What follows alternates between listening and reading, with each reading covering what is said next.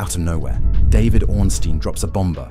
Youri Tielemans to United, advanced, and they started laughing immediately. He's 29. He's too old. Thought United were not signing pensioners anymore, except the pensioner just won Villa's Player of the Season and posted the most line-breaking passes in the entire Premier League. So here are 7 hidden reasons Tielemans is scarier than people think. By number 3, you'll know why nobody laughs at the end. Before we go deeper, hit like and subscribe if you enjoy these United breakdowns. It really helps the channel reach more United fans. Part 1, the too old myth. So let's deal with the age thing properly, because he's 29, is doing a lot of heavy lifting for people who haven't watched him. That Player of the Season award at Villa? That wasn't a sympathy vote. The fans voted for him. The players voted for him. The people who trained with him every single day looked around a squad full of internationals and said, "That's our best player." And he did it while playing more midfield minutes than almost anyone in the league. That's not a body in decline. Declining players get managed, rested, and phased out. He got relied on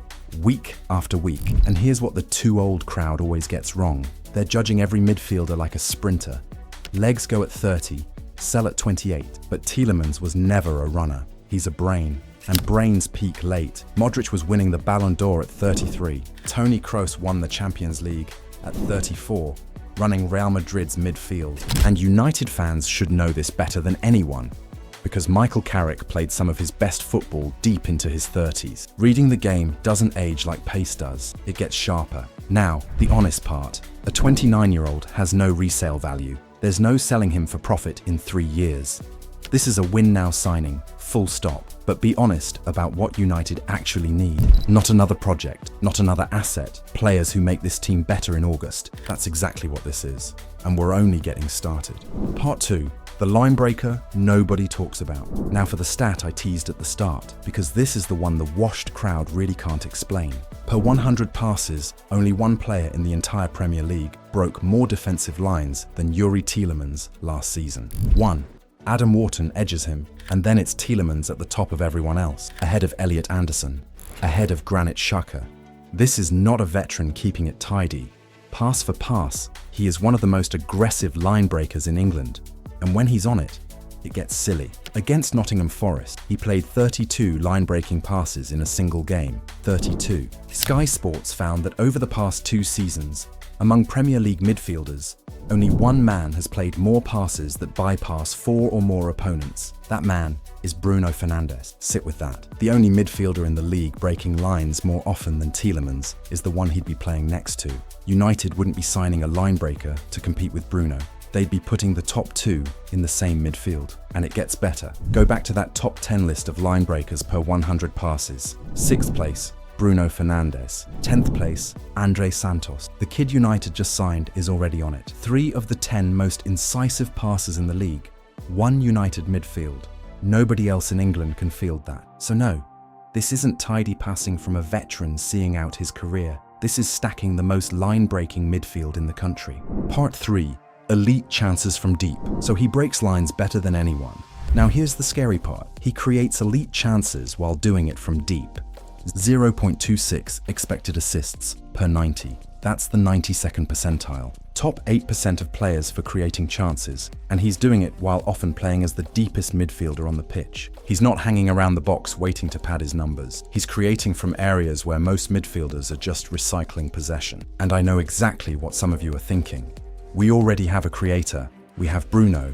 Why do we need another one? Flip that question around. Why do teams find Bruno easy to plan against? Because he's the only one. Put your best defensive midfielder on Bruno, crowd him, kick him, and United's creativity dies. Every opponent has known that for years. It's the first line of every team talk against United. Now add Tielemans, and that plan collapses. Jump on Bruno, and Tielemans is picking passes from deep, unmarked. Drop onto Tielemans, and Bruno's got the freedom he hasn't had in years. Sit off both, and you're watching 2 elite creators take turns carving you open. There is no right answer.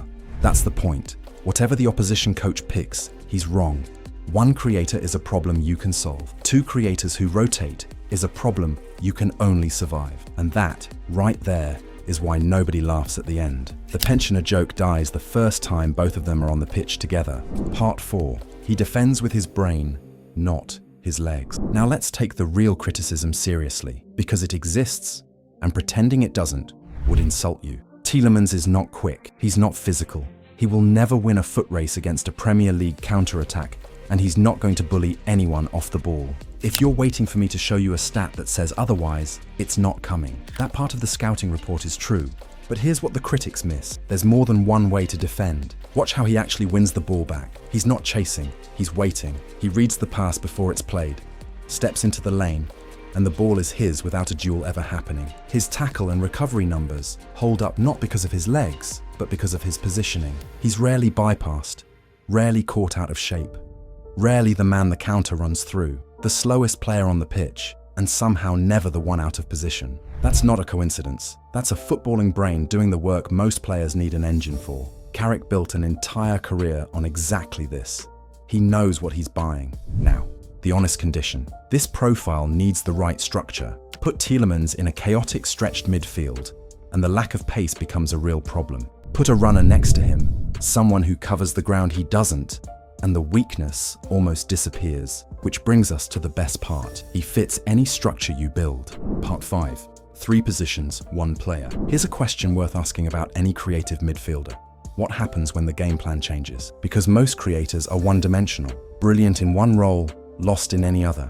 Move them 5 yards deeper and they vanish. Ask them to hold instead of attack and you've wasted a shirt. Tielemans is the opposite, and it might be the most underrated thing about him. He has played the deep 6, the box-to-box 8, and the advanced 10.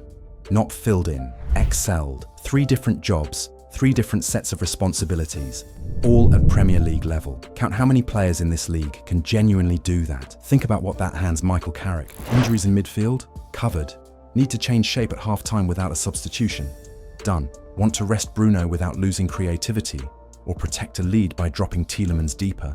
All of it, 1 player. And here's the part that connects straight back to the age question. A 29-year-old locked into one high-running role wears out. A 29-year-old who can slide between 3 positions gets managed intelligently. His versatility is exactly what protects his years. The thing people think is his weakness is guarded by the thing nobody talks about. There's a cold financial angle too. United aren't buying 1 midfielder. They're buying cover for 3 positions on 1 salary. In a squad that's been paying wages to specialists who do a single job, that's real value. So he creates, he adapts, he covers. And we still haven't talked about the weapon he brings on dead balls. Part 6. The Set-Piece Multiplier. Everything so far has been about fixing problem. The age myth, the creativity, the defending. This part is different. This is United taking something they're already elite at and making it unfair. Because here's a stat that might surprise you.